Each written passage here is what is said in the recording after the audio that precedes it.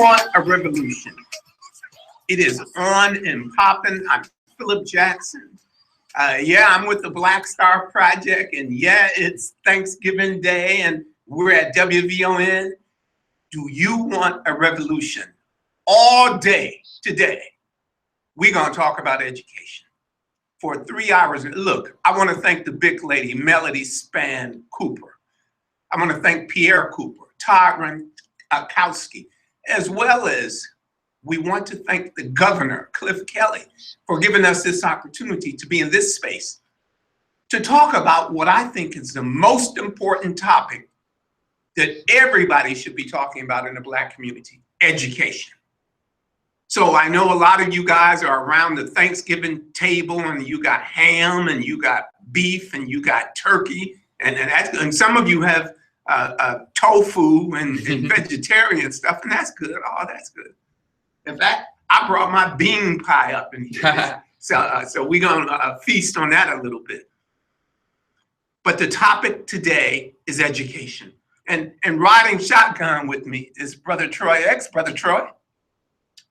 How you doing? Just an honor and privilege to be here with you today, Brother Phil. And of course, as you said, this is one of the most, if not the most important thing that we need to be looking at, is the improving the educational system for our people. Absolutely, absolutely.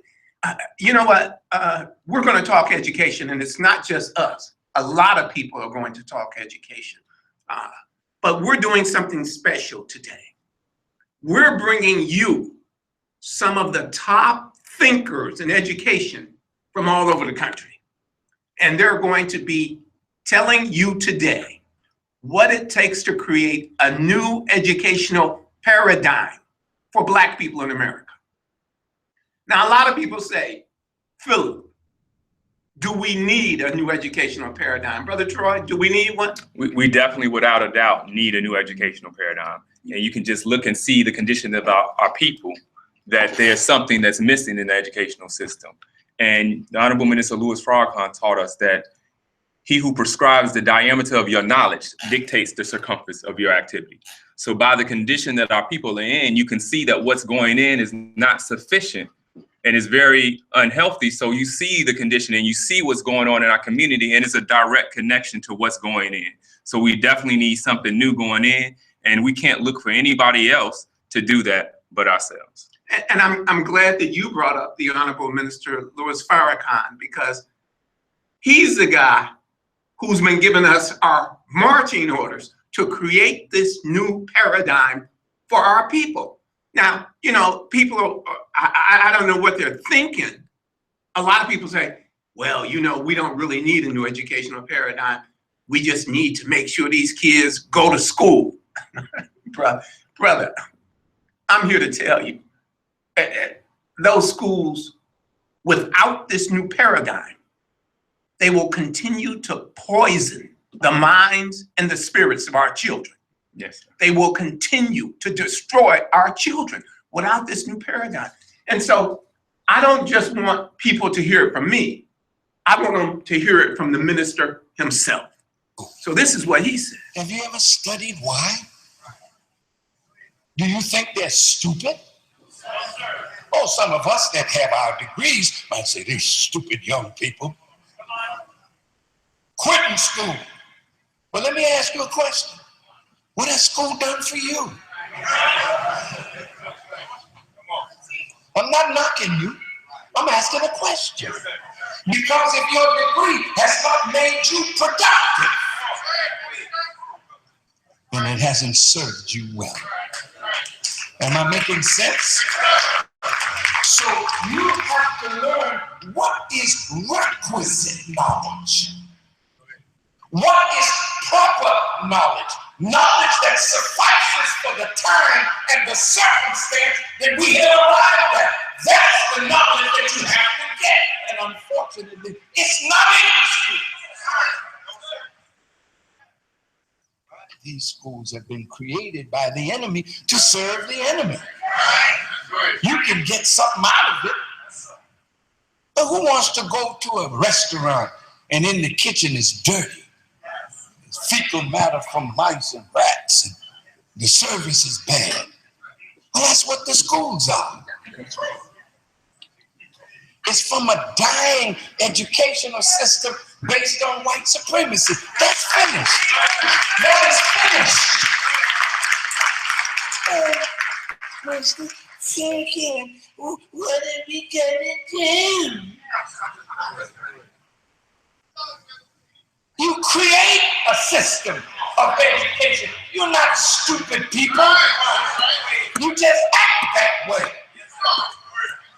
But a leader will arise to say, away with this, and set down a new educational paradigm that is fit for the time in which we live. Brother Troy, man, it's plain to me. To say after that, I No. think he definitely sets a platform in this discussion. That's what this is all about. I mean, if people don't get it, I mean, he made me laugh a little bit. He said, you wouldn't go to a restaurant and it's got fecal matter all over it, but we send our children to these schools, like sending them to a dirty restaurant. Yes, sir. So, brother. And then, I mean, I love it. You know, the minister, he makes me smile because he said, when he was imitating the people, he said, what are y'all gonna do, Minister Farrakhan? What are we gonna do? Brother, we gonna create our own system of education for our people. Now, right now, a lot of people scared. I'm listening to you and me and listening to the minister. They just got scared all over again. I mean, you know, the election didn't scare them enough. Now they're being told they have to create their own education system. Man, that's enough to give them a heart attack. Well, I mean, it's our responsibility. We have to stop looking outside of our community for those who historically haven't done anything for us of benefit. So if it's going to be something new, then that means that the only people that we can look at to do that is ourselves. Yeah. Well, at this point, I'd like to bring in somebody who can start the conversation for us about this new educational paradigm. And I want the audience to know we've got lots of people who are going to be speaking on this. And this is something, a part of a series called Black Ed Talks. So each of our speakers are going to, you know, have a set amount of time and they're going to talk and do their thing. But I want to bring this speaker on just a little bit early because, in my opinion, all the speakers are important. But this speaker here represents the Nation of Islam.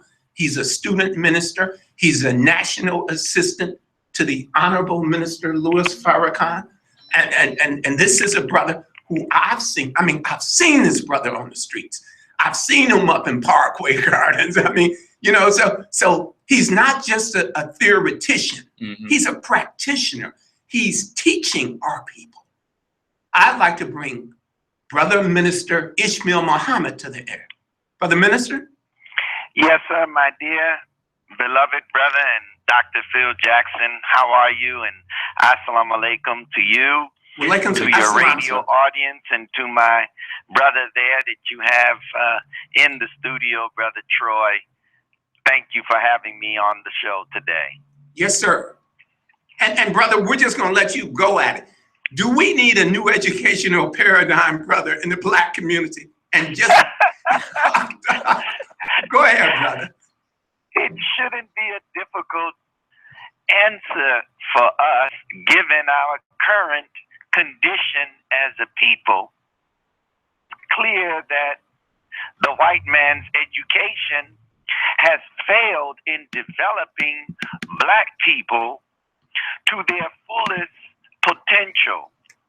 Not only has the present educational system failed in developing Blacks and Hispanics and the brown and the red in this nation to their fullest potential, but it also has failed whites as well, because the educational system was never designed to develop the full potential of the human being. It was designed to serve the elite. And there are two kinds of educational system, Dr. Phil, that many of our people are unaware of. One is called public education. That one we're well familiar with, and we see and know the results of that kind of education. But then there's another kind of education that is for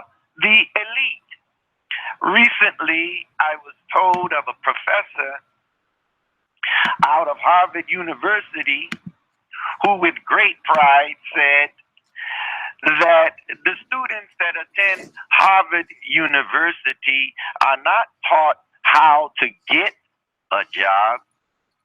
They're taught how to create a job.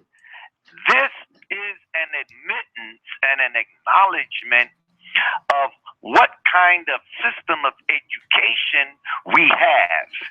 The Honorable Elijah Muhammad taught us that we need an education for our people that would elevate us, and an education that would make us producers and builders instead of beggars and being dependent on others for our basic necessities: bread and shelter, clothing, and of course, jobs. If we were properly educated, we would not be found constantly demanding and protesting the government to do for us or to give to us what we could with a proper education provide for ourselves.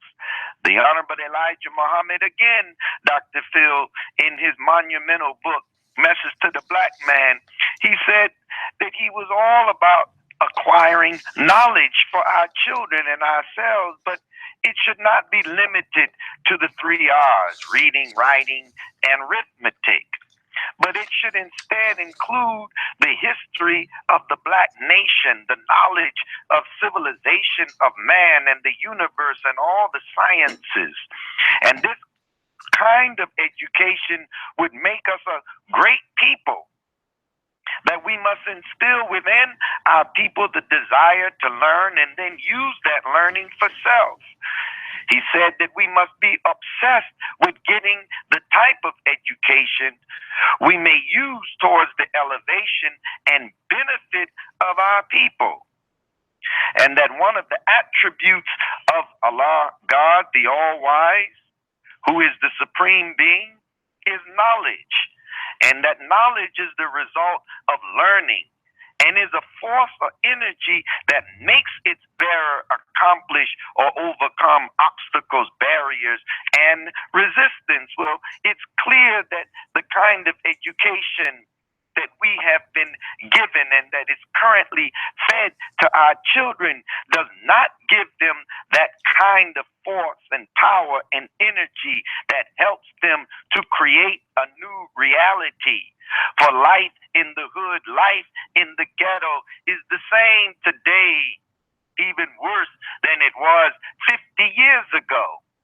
And the Honorable Minister Louis Farrakhan has taught us and told us that one of America's greatest crimes is depriving us totally of the knowledge of self.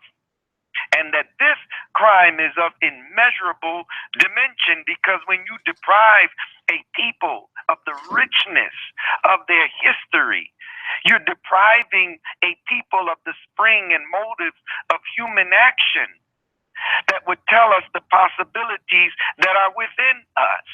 You know, Dr. Phil, and those that are in the radio audience, and those of you who are parents, just look at the books that your children are getting in school and look in those books and see how much of our history is in those books. Our children are being deprived of their history, and to deprive a people of their history is cutting the tree at its root.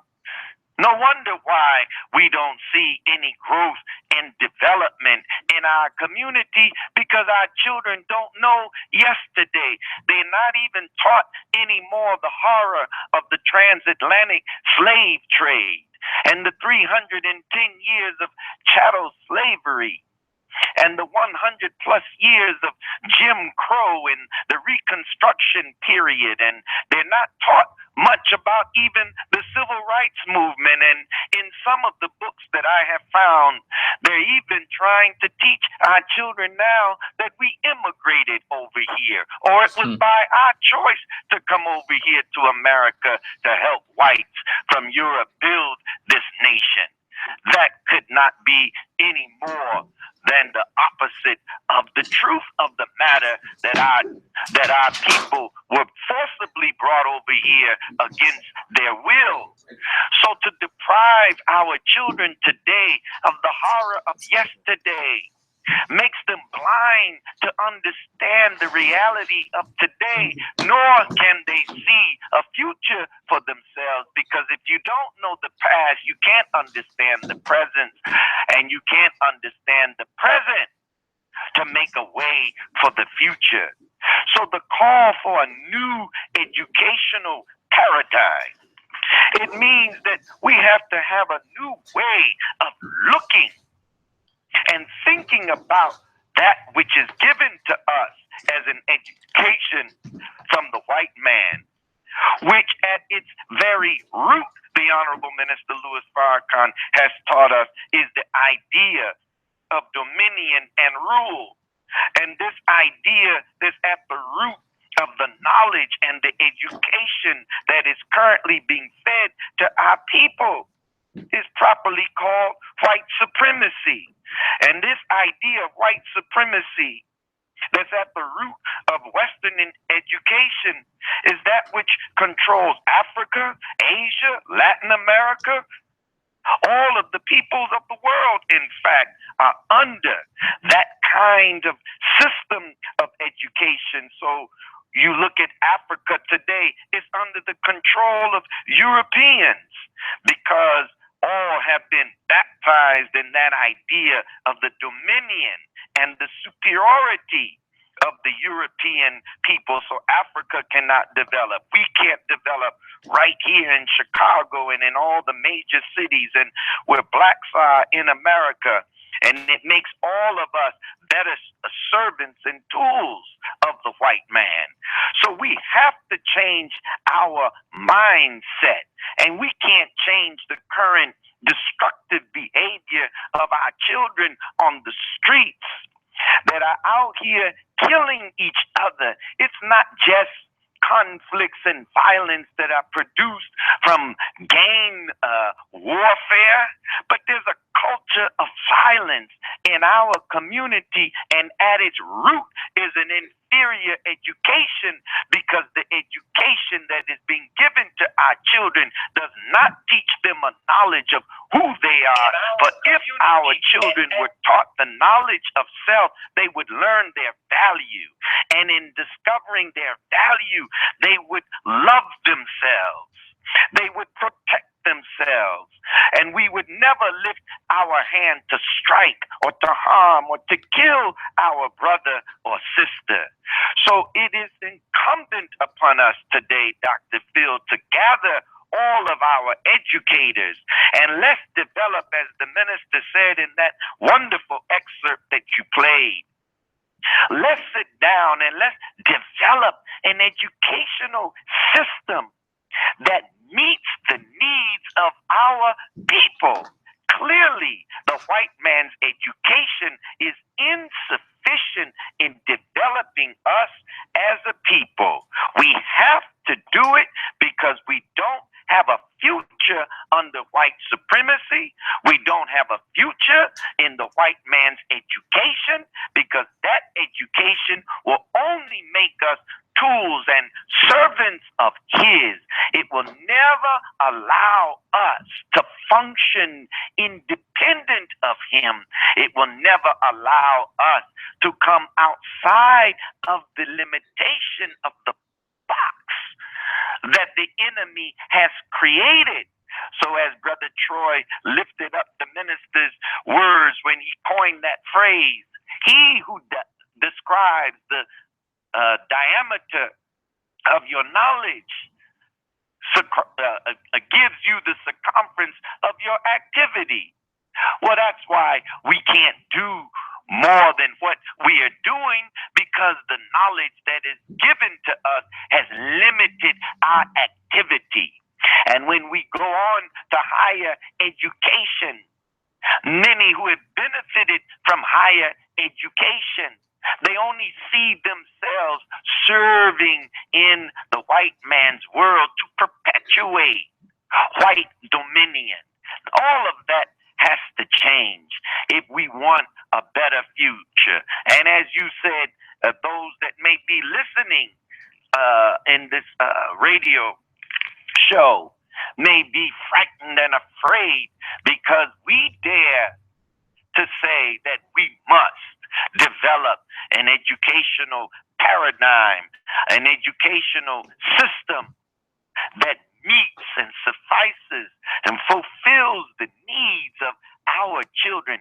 That's not racist, that's just intelligent. We have the wherewithal, we have the intelligence, and we are going to have to do it, or else we will not have a future for our people. We must look at a new approach and set up a new pattern of thinking among our people. Change the mind, you change the behavior.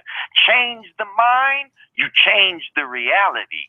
Change the mind, you change the circumstances and conditions. And because we were not given a requisite knowledge of self, then the circumstances and conditions that have been created in our community makes our young people vulnerable to attach themselves to these circumstances, because they don't know any better. But if they knew better, they would do better. And that responsibility is on our shoulders to do. I close with this thought. Minister Farrakhan has said that at the root of every civilization is a knowledge, inherent in which is an idea that gives energy and direction to that knowledge. That is to say, that it is not the knowledge of biology and medicine and physics and chemistry and engineering and law. That is not sufficient unless it's undergirded with a proper idea that gives energy and direction to that knowledge. And so the idea that has to be advanced as we develop a new educational paradigm is the idea of doing for self. And that idea will absolutely change our condition. For the Bible says, be ye no longer conformed to this world, but be ye transformed by the renewal of your mind. Thank you, Dr. Phil, for allowing me these few moments. Did Minister Ishmael just drop the mic and walk out the room? Wow, brother, we can end the show. Turn out the lights, everybody. It's over. Minister, that was powerful. Thank you, Minister Ishmael. Man, thank you for setting the tone for today. I expect every other presentation to be equally as powerful as your words, because you have set the bar very high for educating Black people in America, Minister. Brother. Well, I thank our beloved Minister Louis Farrakhan, because everything I shared was from him. And if that bar or standard was set and the tone was set for the continued dialogue on this most important and essential subject matter of creating a new educational paradigm, then we give all thanks to God for giving to us the Honorable Elijah Muhammad and the Honorable Minister Louis Farrakhan. And I hope, Dr. Phil, that with these wonderful educators that will follow me on this show, that we all can agree to convene a meeting so that we as educators can get into a room and let's begin developing a new educational curriculum. And we do not have to worry about the enemy disapproving of this.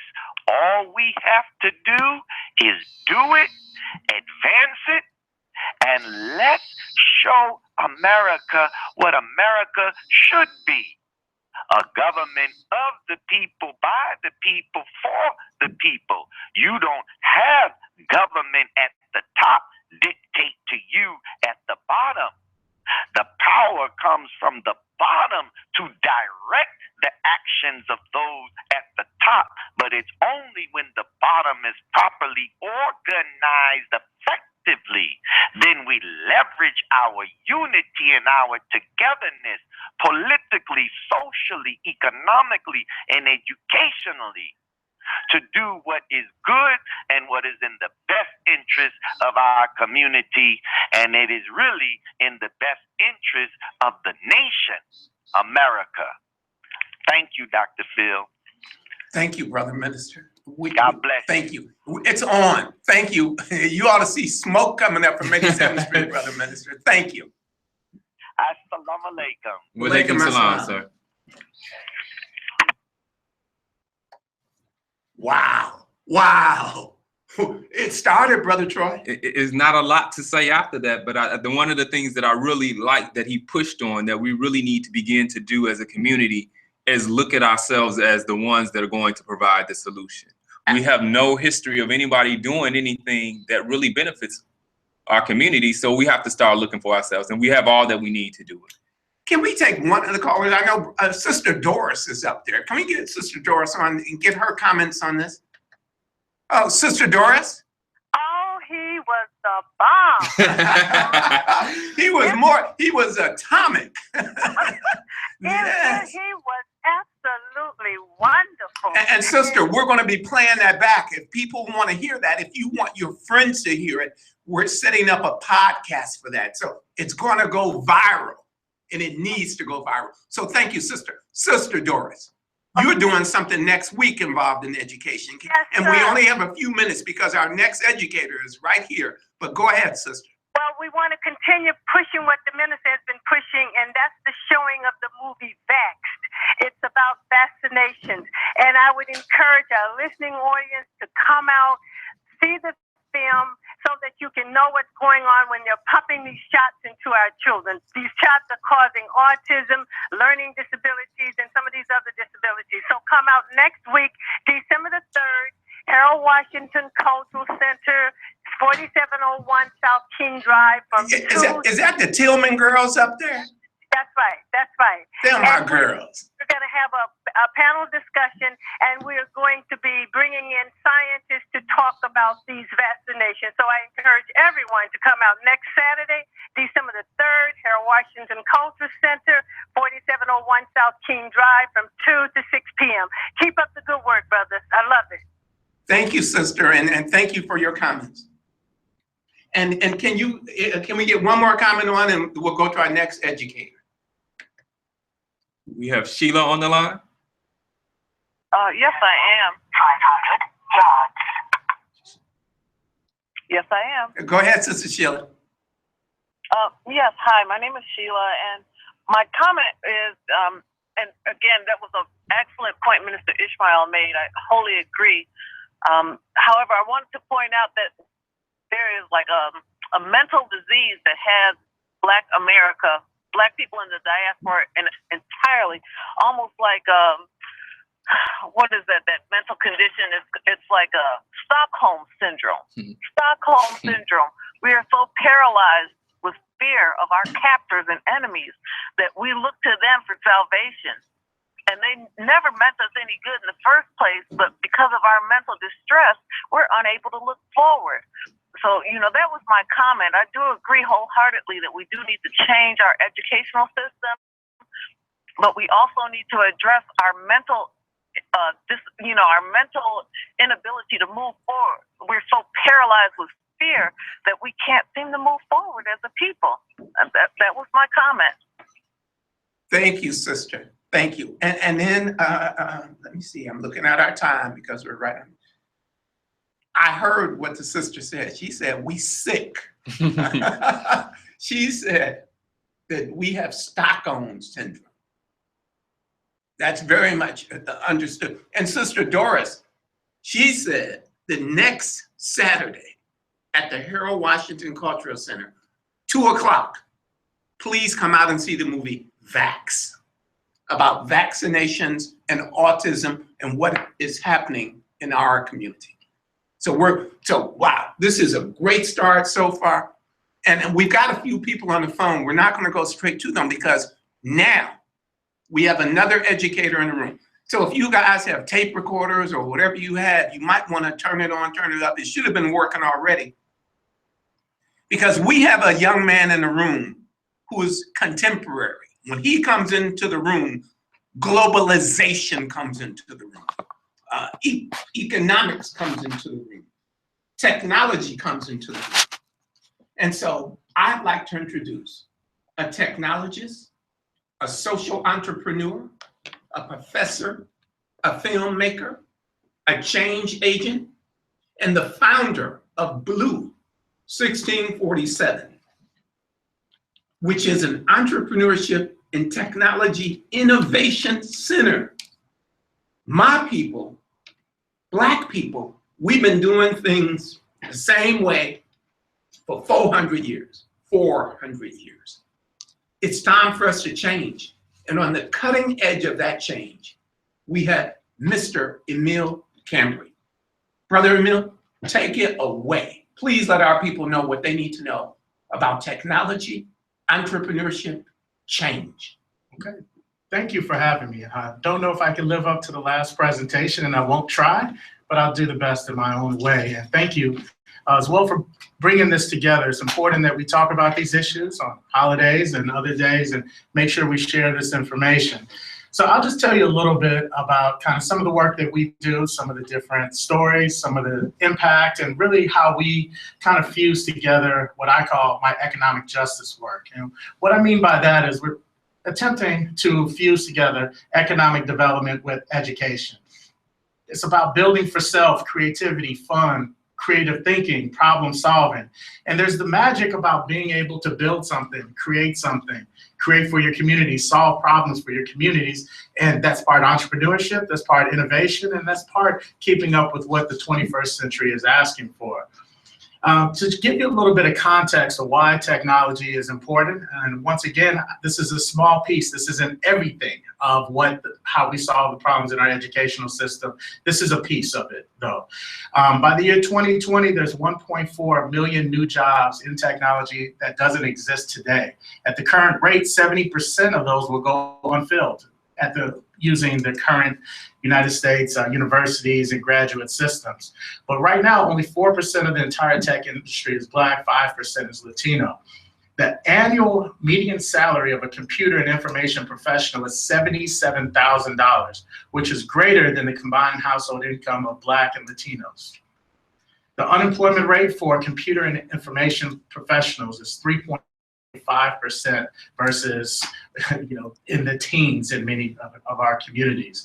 And why I chose to tackle this area is because I truly believe that in this 21st century, in the race to the top and really seeing what our communities can accomplish, I wanted to make sure that our communities, our Black communities, are positioned to accumulate the wealth, the generational wealth, the support within the ecosystem of current businesses and businesses that are going to be started to truly provide the data, the metrics to show the impact that really is needed.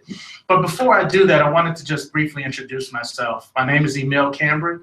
I'm the oldest child of an immigrant from Haiti and an African-American on the west side of Chicago.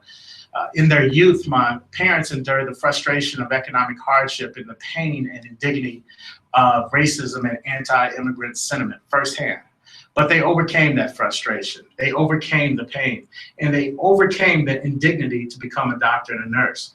They had the work work ethic, and the access to opportunity necessary to do what statistics said that they never would be able to do, succeed. And they made sure they did everything possible to give me and my younger siblings all the opportunities to overcome the obstacles needed for us to attend top institutions. My parents and all of my life's experiences up until 3 years ago helped me realize one thing. Entire communities and generations of hardworking, incredibly talented men, women, and youth are not given access to the very opportunities that helped my family overcome the hardships in their life. That's why I founded an organization that addresses that, Blue 1647, to bring opportunity to opportunity deserts across the country. Blue 1647 transformed lives and communities by going into these opportunity deserts and providing residents with access to the 21st century tech skills so that they too can access the opportunities necessary for them to overcome the hardships in their life. The formula was simple: go where the need is greatest, teach those interested in the most marketable skills, and see people overcome poverty, racism, and other hardships in ways that you've never seen it before. And today, I'd like to talk about the various programs and public sector partnerships I've had an opportunity to build, which are truly turning communities with few prospects into hubs for tech rock stars that can and will yield an ecosystem of talent to fill those 1.4 million new jobs that I talk about. And already we're seeing that vision come to fruition. While we were founded in Chicago just 3 years ago, thanks to the support of people like Congresswoman Kelly, we've since grown to have our tech centers present in 8 cities and serve over 16,000 youth and adults. Our classes have included everything from app and software development, traditional IT, cybersecurity, and the Internet of Things. Physical location of our innovation centers are important, which is why we target communities in lower socioeconomic areas. And 95% of our students are Black or Latino. But we don't water down our curriculum because of our space, place, age, or income. Our software development curriculum is Department of Labor certified for a technology apprenticeship program. And I also like to take a minute to highlight some of our programs and success stories. Our 1919 program is our Women in Tech and Entrepreneurship. Since its inception a year ago, over 200 Black women have participated in our cohort-based program, which is 12 weeks in length. We have various tracks and created a community approach for skill development in IT. We will soon be adding tracks in project management, cybersecurity, and we have an additional 75 women that are going to be starting very soon. And all of these women are women of color. We put these programs together because we need safe spaces where our people can truly build, learn, and grow. And when we first got started, one of the challenges that we had is that we recognized that the bleeding edge technology, the forward-thinking technology wasn't being taught in our communities. We were learning stuff that was antiquated and on its way out because certain people decided that it wasn't for us. And what was important about the work that we did is we said to ourselves, you know what? We have to be that solution. We have to be that group that tries to work with other groups that want to see great things happen in our communities and prepare our children, prepare our adults for what the 21st century offers. So we even have a youth program, our 21st Century Youth Project. We work with students as young as 4 and as old as 17, where we have had some great successes in cohort-based training. Some of our students have interned at some of the larger companies, but more importantly, many of them think about starting their own company as a result. Because it's powerful when you have students that can build, can make for themselves, can create. They see our communities in a really powerful way. And once again, it's like magic to them. They think that, hey, you can build something, you can put it on your app, you can see it on your phone, you can make money, you can also pass it on to your friends. It's something that's very powerful about that, and we try to harness that. And in terms of our space itself, we wanted to say, like, what would Google in the community look like?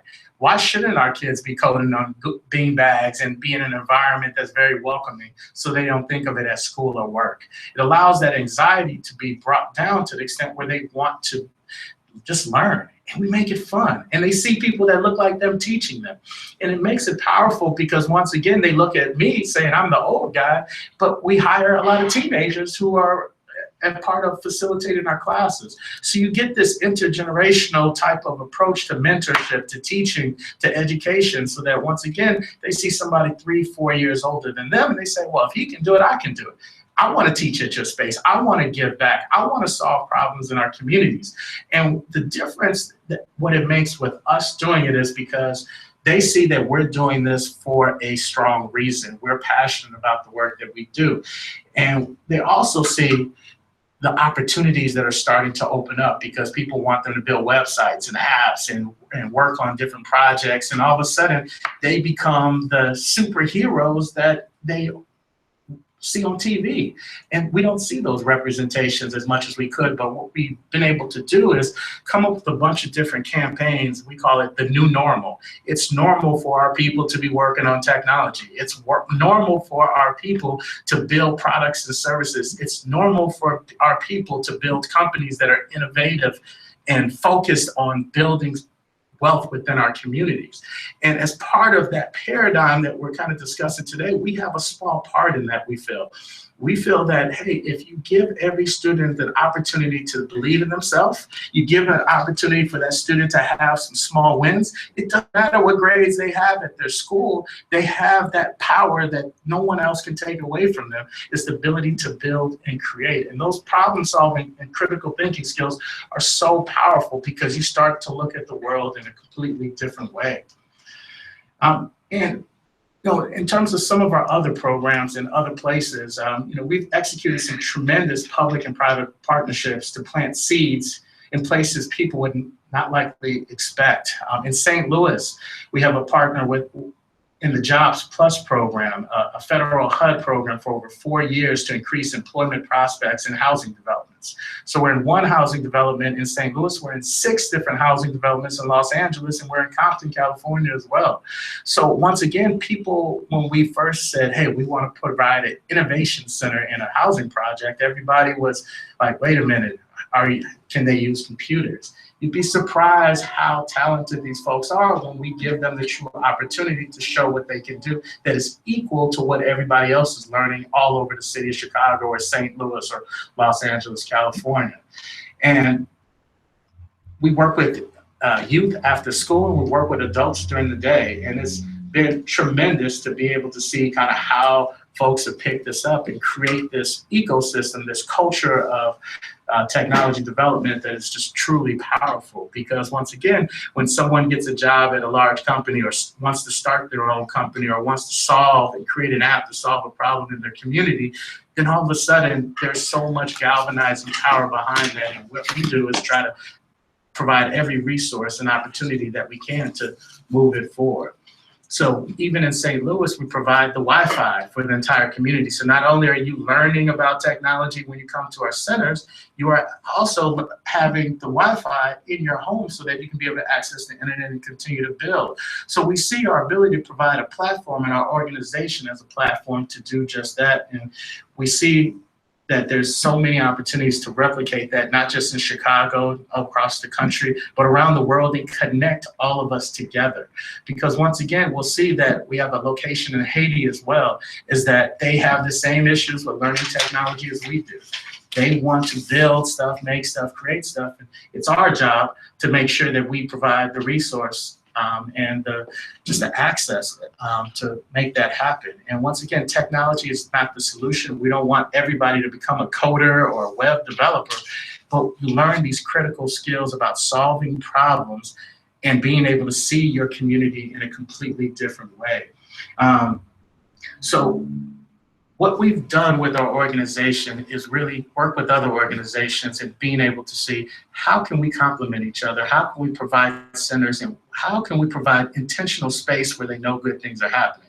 So that when that kid goes into our space and hasn't been there in 6 months, they want to know what's been taking place, who's been building, what things are going on, and creating that excitement around being educated, creating that excitement around entrepreneurship and innovation is only going to have catalytic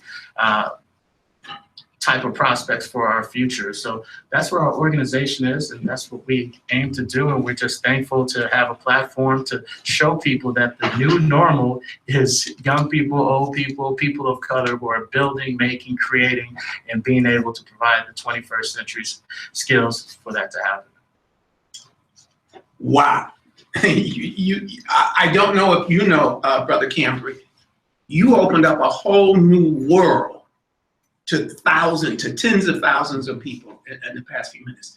Just give us those numbers again. How many new jobs are there going to be in technology? 1.4 billion by 2020. And you said most are going to go unfilled? At the current rate. And the reason why we have our innovation centers and other people are trying to provide the supplemental education is to really try to fill that gap. And as I mentioned, the average IT salary is more than the average African-American and Latino household combined.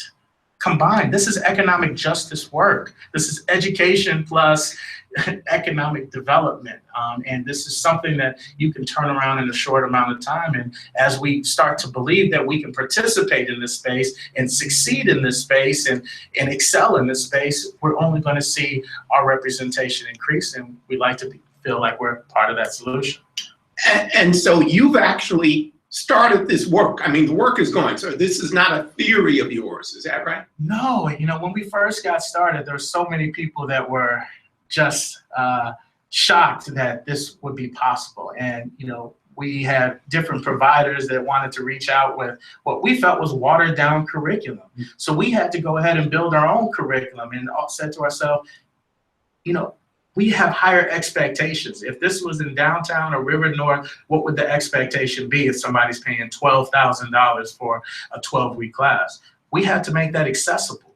We had to make sure that was relevant so that, once again, we're not training people just for jobs that don't exist, jobs that exist, and they are sending me emails every single day. And that's what makes, I think, our work part of that solution. Wow. Brother Troy, once again, rather than keep going, we can close off the show and start just teaching people for these 1.3 million jobs that are out there that pay $77,000 a year. Now, that's, in my opinion, that's the kind of education we want. And as Brother Emile said, and this is what Brother Ishmael said, this is where they dovetail. He had to build his own curriculum. Mm-hmm. And that's what Brother Ishmael is asking us. That's what the minister is asking us to do. Build it. It's not out there. If we don't build it, it's not going to be. So, brother, I really appreciate you coming in. We appreciate this. And I know you know what we're doing with these Black Ed Talks. So we are going to make sure that your words are reverberating across the country. Thank you for having me. Absolutely. And can we go to Brother Mazar? I know Brother Mazar is on the line. Yes, sir. Thank you very much. Brother Mazar, are you listening to this stuff? Can you hear the wonderful? I'm inspired by it, and I'm also just so much more inspired by the work that you're doing, and the venue that is being allowed by Melody Span Cooper and Cliff and the rest of the hosts. But you are an example of boots on the ground. You just exemplify getting it done. You know, not just talking about it, but doing it, putting people on the air that can give us information that will be helpful to our youth. So I just appreciate you so much, as well as everyone I mentioned prior, you know, and I'm just thankful, and I give Thanksgiving today. I didn't know you were going to be on the air, but I'm thankful for all of what you do and all of what Melody does. Brother Mazar, and I'm thankful for you and the support that you give to so many, especially to me and to Black Star. But just hearing your voice, I know makes a lot of people feel very much supported. So thank you, Brother Mazar, and happy Thanksgiving to you. Thank you. Yes. All right. Well, at this point, Brother Troy, we're getting ready to wind up the first segment. And please, ladies and gentlemen, don't go away. We've got lots more on the new educational paradigm for Black America. And we will be right back. The voice of the nation is 1690. Excellent. Excellent. In fact, I would love, since you're talking about jobs, at Black Star, we have a very small group, a foundation. Very small. You want this is live. You want me to check this? Okay. But we have a very small grant from a foundation. to try and find fields to get people employed. So we've got the carpenters coming in next Wednesday, the pipe fitters coming in Wednesday after, the electricians coming in, plumbers coming in. I'd love to have you represent technology. And we'll set it up, and we'll fill up the room. Usually we have 40, 50 people coming. And you can, prep them. You can bring them down to Blue 1647, whatever. But this is the kind of information that we don't get in our community. And so I really appreciate you. Thank you. Let me know. Shoppers this Thanksgiving. You do the work. Especially those electronics. It's not just about electronics. There are people lined up at other stores for appliances, clothes, and more. There are some really great deals. But the bottom line, Trying to make Christmas as inexpensive as possible. amen. Jim Roop, Los Angeles. And many of the nation's mall operators and their anchor stores are open for at least. What matters is that you're doing the work to help our people. If I can't support that, there's something wrong with me. So please, let me know what I can do. But we will call on you to really try and get you a wider audience. And thanks for coming by. All right, thanks so much. It was good meeting you. I actually didn't bring them. Okay, I'll get your info from Brother Phil, but I'm definitely interested in talking to you. Oh, please do. All right. And yo, we've got some good people coming up too. Thank you.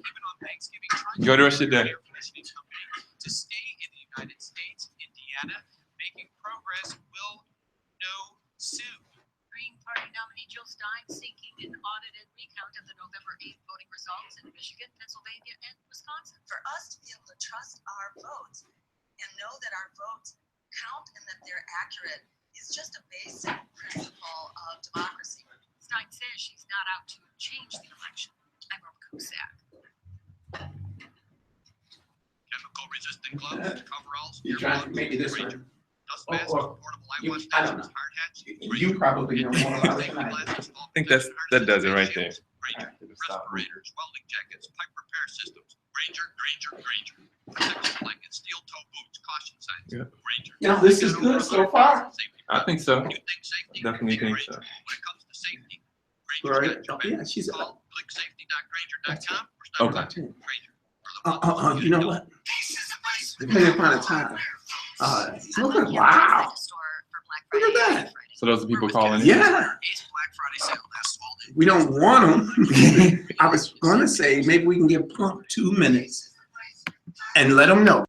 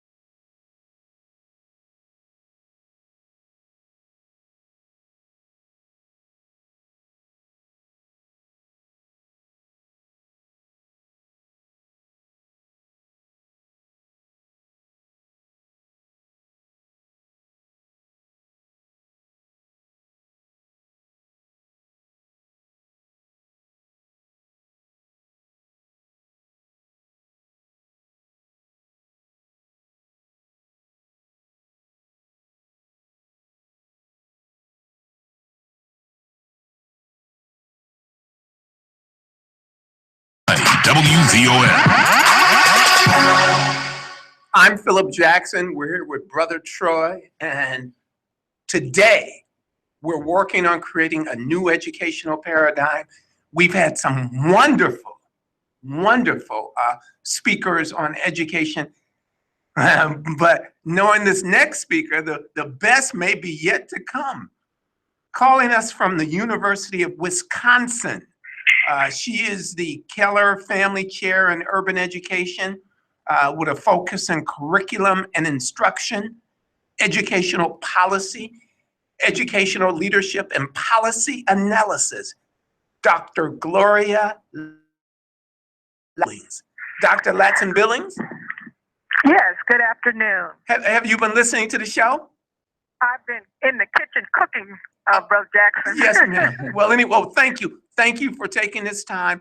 And if you can please tell us about this new educational paradigm for Black people in America. Do we need one? If so, how do we create it and what should be in it? Okay, well, let me just focus on three things. Why we need one, what it would look like, and how we might implement it. The why comes from my own experience as a graduate student at Stanford University in California. I had been a school teacher in the school district of Philadelphia, which is where I grew up. And I've been successful as a student and successful as a teacher. But when I got to graduate school, I kept hearing how nobody can teach, quote, these children. All the research was suggesting that nothing we were doing in school made a difference. And so I began to dispute this notion. I was a product of outstanding teachers in my own segregated elementary school. I was a product of such teaching as a student in the historically Black college at Morgan State in Baltimore, Maryland. So I began a project that was a search for outstanding teachers of African American children. And I found 8 outstanding teachers that I had the extreme pleasure to spend 3 years with. These teachers were identified by a process that we like to call community nomination. In other words, I didn't look at test scores. And in the initial round, I didn't even go to administrators. I talked to parents, and I asked parents, if there was anybody's class you could put your child in, who would it be? And they had these powerful stories to tell me about the way in which certain teachers treated their kids. What I came away with after 3 years of intensive study with these teachers, being in their classrooms, morning, afternoon, talking with them in the evenings, videotaping them, interviewing them, documenting what they were doing, is a term that I came to call, back in 1990, culturally relevant pedagogy. So the why for me is that people were saying it couldn't be done. The what for me is this notion of culturally relevant pedagogy, which succinctly is an approach to teaching that is designed to empower students academically, culturally, and politically. And I would contrast this approach to teaching with what I called assimilationist teaching. In other words, teaching that suggests that there's a place for everybody in the society, and if you don't do well in school, then maybe your place is at a low level, low skilled job making a minimum wage. But if you do well, then maybe your place is to go to college if you do well in certain fields. And these are teachers who didn't believe that. They said there is something fundamentally wrong with the society, and we should not be teaching in ways to slot kids into a flawed system. We need to be teaching in ways that will help kids to change the system. So this culturally relevant pedagogy is composed of 3 elements. The first is a focus on achievement, or more specifically, student learning. In other words, what is it that kids are able to do? What do we know they can do as a result of having spent time with us as teachers?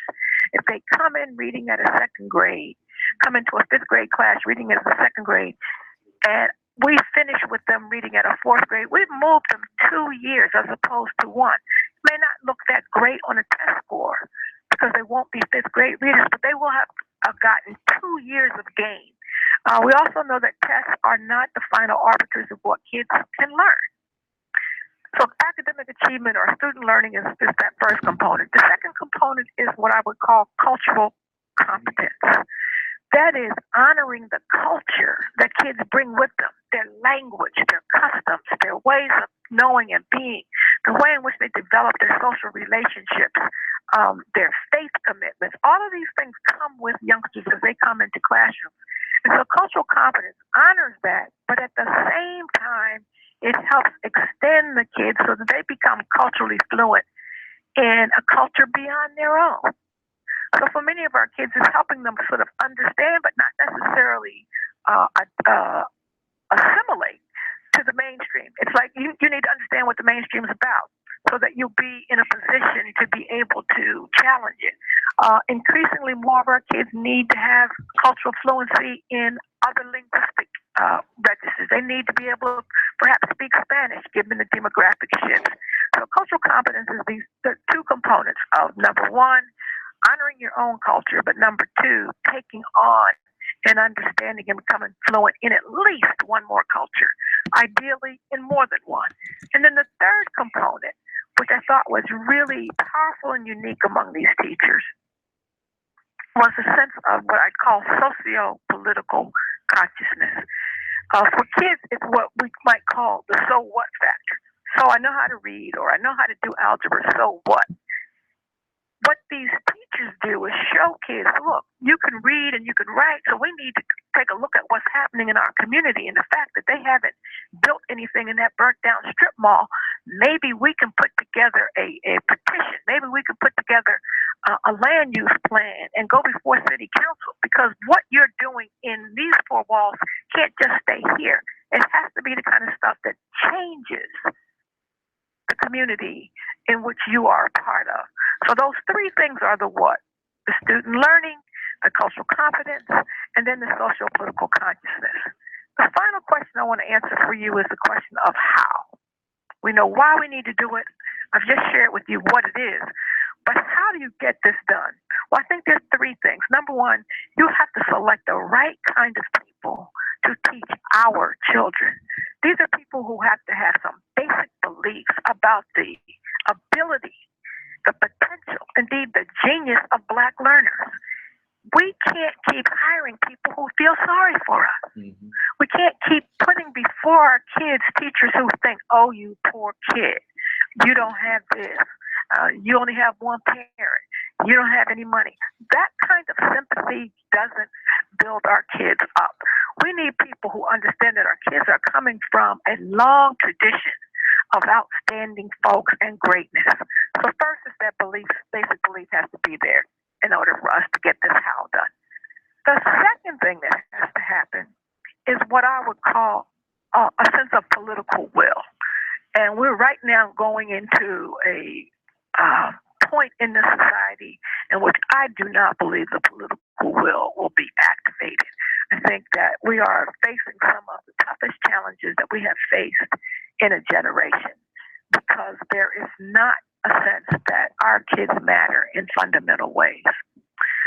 The third thing, and it's linked to this political will, is that we have to have some investment in helping to produce the kind of teachers that I'm talking about. So that means an investment in the teacher education and the preparation of them, and an investment in teachers' ongoing professional development.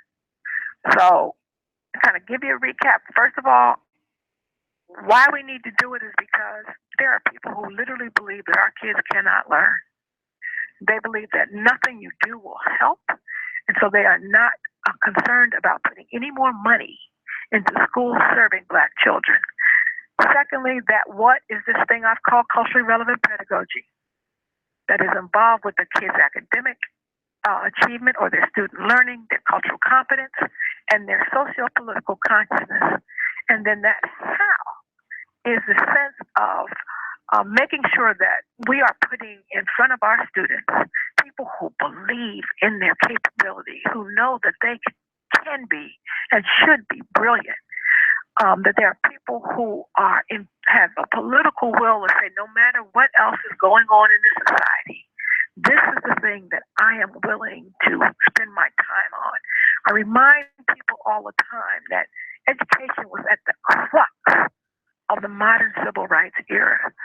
Everything from the Brown versus Board of Education to the 9 young people who bravely went into Little Rock High School, Central High School in Little Rock, Arkansas, to the beautiful and lovely Ruby Bridges, who by herself desegregated an elementary school in New Orleans. That takes political will. And our kids have always been the ones on the front line, and our parents have been willing to sacrifice for the greater good.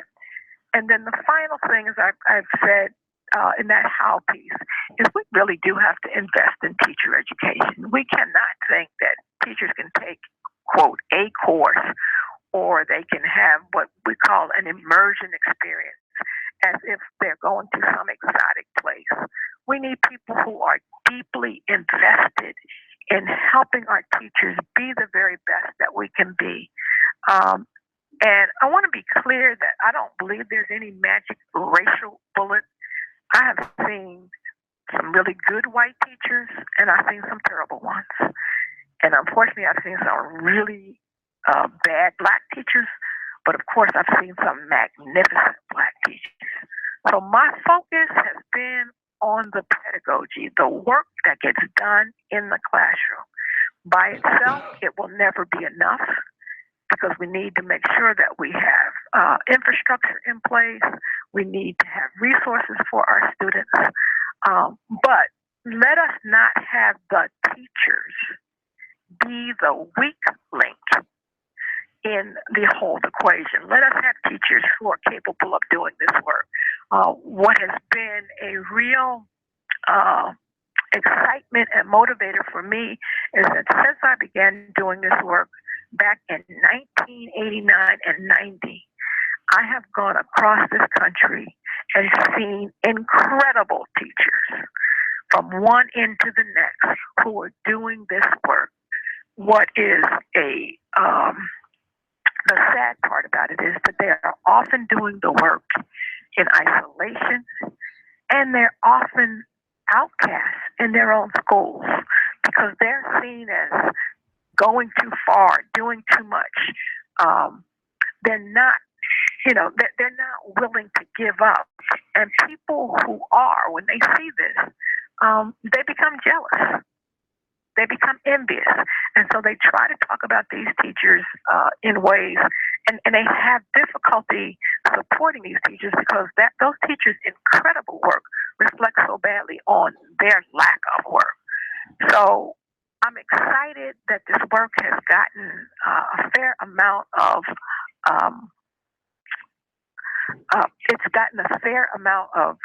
press and been extended all over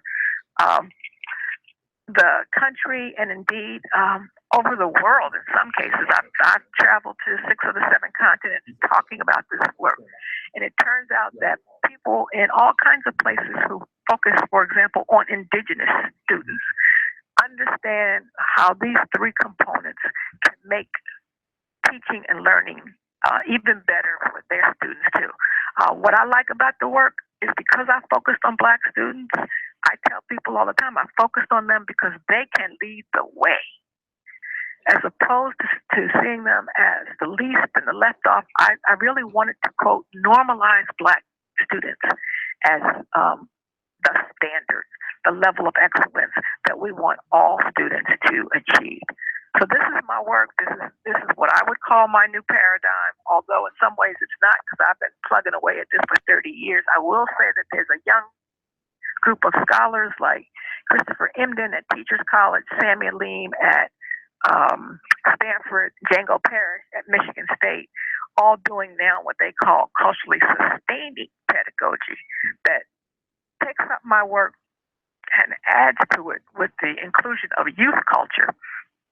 So they've been able to pull in things like hip hop and the things that kids are deeply engaged in outside of school in this very same paradigm. So I'm excited about it, and I have reason to believe, at least I have reason to be hopeful. So I should put it that way. Wow, excellent. You are making us all understand the importance of teachers. Have you heard stories or information about how Black teachers are being structured out of education? Yes, and probably spent more time in places like New Orleans, where the entire teaching force has been turned upside down. That we've gone from mostly Black teaching force to now a mostly white one. How do we let that happen? but it's happening everywhere. It's happening here in Chicago. It's happening everywhere. The teaching has not become the desired profession for our young people. They would much rather go to business school or law school. So we haven't made it the kind of profession that continues to attract them. And then we've done a terrible job of helping kids actually get through school. So when we don't get our kids through school and on to college, we can't expect that they will be teachers. Mm. Well, Dr. Ladson-Billings, we appreciate your comments, and I'm believing that in any new educational paradigm, we're going to have to be sensitive to cultural competency. I heard what you said, that all white teachers are not bad, and I agree with that. And all Black teachers are not great, and I agree with that. But we've got to get teachers who our children understand and can relate to. That's true. That's true. That's exactly what we're looking for. Excellent. Well, thank you. And thanks for taking a few minutes of your time today to be on with us. My pleasure. Thank you, Dr. Billings. Thank you. Bye-bye. All right. And it goes on, Brother Troy. I mean, that was amazing. And it just shows you that we have truly, and I'm going to keep on saying this, that we have everything that we need. The only thing that we're missing is our unity. Brother Phil is part of the local organizing committee here with me in Chicago. And one of our elders said that Trump was a punishment. Along with him becoming the president, she said that Trump is a punishment. And as I reflected on that, I thought about he's a punishment for us not unifying. So what is it going to take? And we want to big ups to Brother Jeffrey and to Sister Marjorie, who head up the local organizing committee, Chicago. Every Wednesday night at 7:00 p.m. Yes, sir. We're at 7351 South Stony Island with Brother Jeffrey Muhammad and Sister Marjorie as well. At this point, we'd like to go to our next educator on air. He's a guy who's an educator, a food activist, and co-founder of the Detroit Black Community Food Security Network. I present to you Mr. Malik Yakini. Brother Yakini?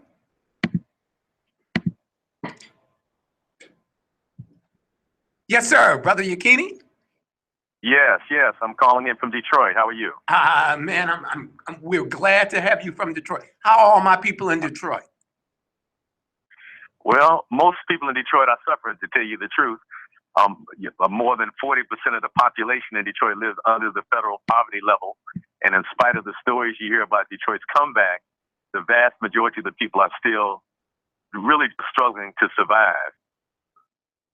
That's what I want to hear, brother. I want to hear the truth. And that's why we have you on today. So please go ahead and educate us. Well, let me first introduce myself and say that my name is Malik Yakini, and I'm currently executive director of an organization called the Detroit Black Community Food Security Network. And that organization really grew out of some earlier work that was happening at an African-centered school that I was director of for about 22 years. And that school is called Insortama Institute. And so much of what I'm going to say today is informed by my experience in directing an African-centered school for more than 20 years. So I always, when I have the opportunity to speak publicly, begin by giving thanks to the Creator and also acknowledging my ancestors. And I want to give special thanks to two teachers I had in the 8th grade, Ronald McCombs and Melvin Peters, who really put me on this road of being a conscious Black man in this society. So I think one of the first important questions is, what is the philosophy that needs to guide this new Black educational paradigm? And I agree with the last sister that it's really not new. We're really continuing a cultural tradition of resistance and of teaching our own people the skills that we need to advance our communities. This isn't really anything new, but we need to revisit this idea again in this era when there's so many overt attacks on Black people. So clearly the philosophy that I think works best for our people is what many of us call African-centered education. And so I'd like to share with you from the Parents' Handbook of Ensordom Institute how we saw African-centered education and what we saw the characteristics of it as being. And so the first thing is that it views Africans as the prototype of humanity, the original model from which the various branches of humankind developed. Secondly, it puts human history in its proper perspective by upholding the African origin of civilization. African-centered education puts particular emphasis on the importance of Kemet and other classical African civilizations. Whenever possible, African-centered education uses sources and references which are from our own cultural and historical experience. It's provided in an environment that reflects our history and culture. The images that are in an African-centered educational setting should reflect, again, our own connection to our culture and history. It's provided by teachers who themselves reflect the commitment to excellence and to African-centered cultural restoration. And so that's one of the key points. One of my teachers and elders, Jegnas Baba Hannibal Afrique, often used to say that you can't teach what you don't know and you can't lead where you won't go. And so one of the key components of African-centered education is teachers who themselves are in the process of African-centered personal transformation. It's not enough just to have a curriculum that centers the student in the cultural continuum of African people, but the person delivering that curriculum must also be involved in the process of African-centered personal transformation. African-centered education seeks to promote a holistic approach to learning and to combine the various disciplines into a harmonious whole. Within the European worldview, segment things and not really see the relationship between all of the parts through the whole. The African-centered approach understands the harmonious nature of all things and how things work together for the greater good. African-centered education seeks to develop the whole person, mentally, physically, and spiritually. We're not only interested in having students who are highly developed intellectually, but we also want students who are physically fit, who are healthy, who understand their own bodies and how to maintain optimal health within their bodies, but also people who are spiritually balanced and spiritually aligned. African-centered education takes into account the right brain dominant learning style and the various types of ways in which intelligence manifests within Africans. It uses a multimodal approach to teaching knowledge and skills. We don't just teach using the lecture method, but we understand that students learn in various ways, and so lessons have to be presented in ways that both are tactile, are auditory, are visual, where students are actively engaged in helping to create meaning from their learning. African-centered education utilizes cooperative learning and encourages the sharing of knowledge and resources. And finally, African-centered education is not just a neat idea, but it's responsive to the needs and aspirations of African people, and it helps to prepare us for empowerment and for self-determination. I think it's important that we put that out there because ultimately our vision for freedom will determine the type of education that we provide for our children. And so for those of us who are advocates of sovereignty and self-determination for African people, then we have to have an educational system that prepares our students to work on behalf of our own communities, as opposed to just preparing students who might have skills and knowledge, but take those skills and knowledge into the corporate sector of white America in order to earn money for themselves, but not necessarily advancing our community. So now that I've kind of laid out what I think to be a definition of African-centered education or some of the characteristics of it, the next question becomes, well, how do we implement that? And so there's various ways historically that we've attempted to implement African-centered education and various kind of schooling options, you might say. And so one is what we call the independent African-centered institution. There are still, throughout this country, independent schools which are tuition-based schools that people are operating where they don't want to be part of the larger public school system because of the compromises that they either feel they have to make or that they actually will have to make. And so those independent schools continue to be important models of how we transmit this African-centered education to students in our community. Now, of course, one of the downsides of the private school model is, in my estimation, they're by nature elitist. Only the parents who have the ability to pay that tuition can send their students to those schools. And even though most of the schools try to make allowances or have work exchanges, perhaps, it's still very difficult for the average parent who might have 2, 3, 4 children to be able to come up with the tuition to send them to a private tuition-based school. So that's one of the downsides of that model. The other way that African-centered education is manifested, and this is particularly true in the city of Detroit, is through public schools and through traditional public schools.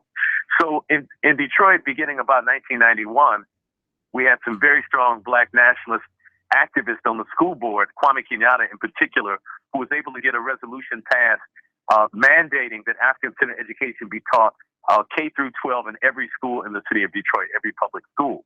And so we were able to exert some influence and create about 16 schools that were at least calling themselves African-centered schools. And in that way, students were able to be exposed to concepts that previously had only been available in these private, independent African-centered schools. So that's another approach. Now, of course, the downside of that is exactly what has happened in the city of Detroit, that as political power shifts, that effectively those schools were either wiped out or they were marginalized. And so we no longer have the very strong presence of African-centered schools in Detroit that we had in the early 1990s.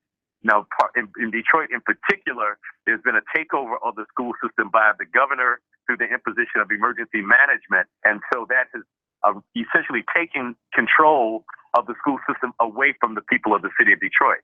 So that's one of the downsides of the public school model. And then there's the public charter model, which many people have used to create African-centered schools. And in fact, the school that I ran started as a private tuition-based school, but for a number of years was a charter school. And it worked well for a while. But again, as laws and policies change, if you're in the public realm, then those can effectively either minimize the impact of the school or can kind of regulate you almost out of the game. And then there's something that many people are doing now, which is homeschooling, forming homeschooling collectives. And that's an excellent approach if people have the time to do that, if people aren't locked into working an outside job, and there's enough people who can work together who have similar values and make sure that they have a solid curriculum that's being presented for the children, as well as experiences to make sure they're getting the proper socialization that they might get in a larger non-homeschool setting. And then finally, there's online schooling, which many people are doing as well, and we need to take advantage of the technology that's available. So those are the kinds of ways that we can implement African-centered education. I'm totally committed to is that we need to make sure that we are building real-world institutions and businesses that are, in a sense, connected to these African-centered schools that we develop.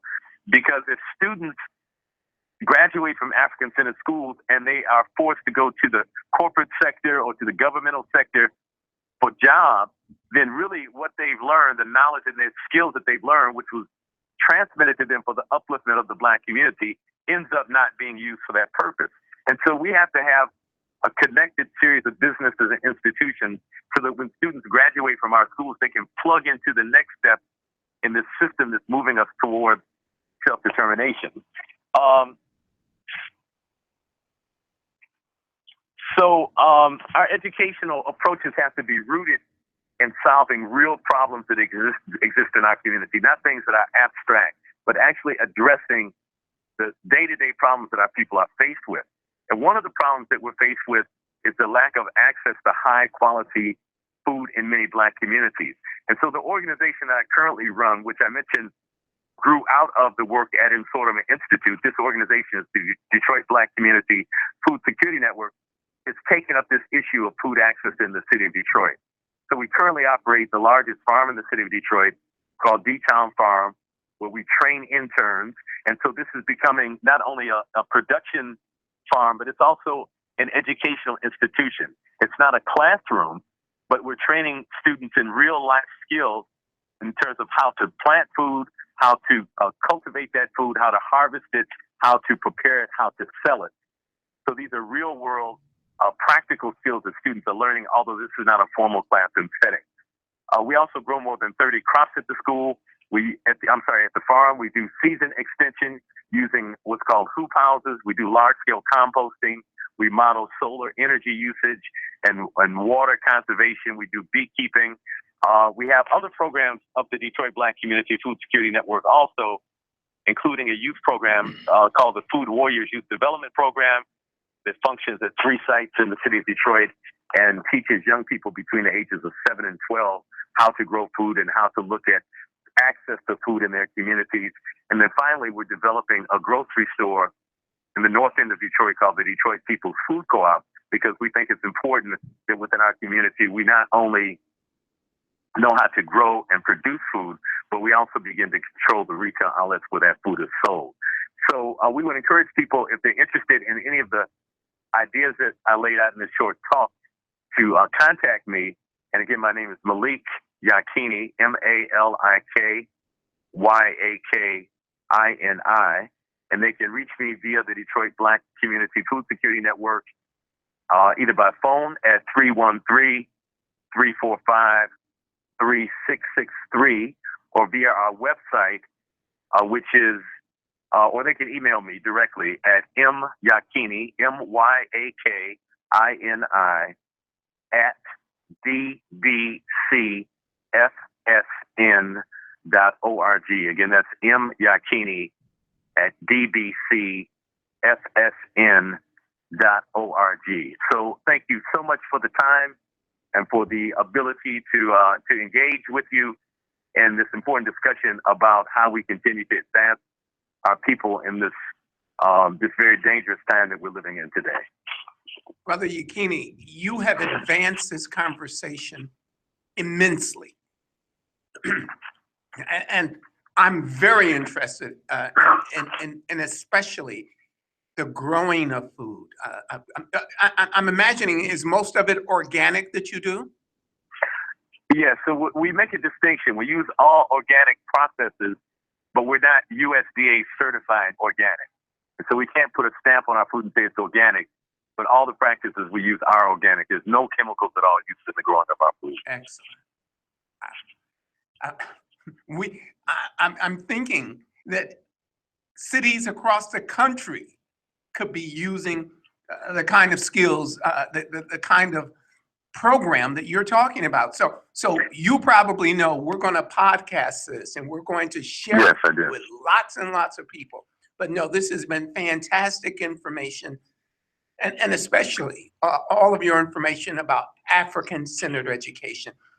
That is absolutely an essential part of any new educational paradigm. And by the way, Baba Hannibal Afrique was my guy.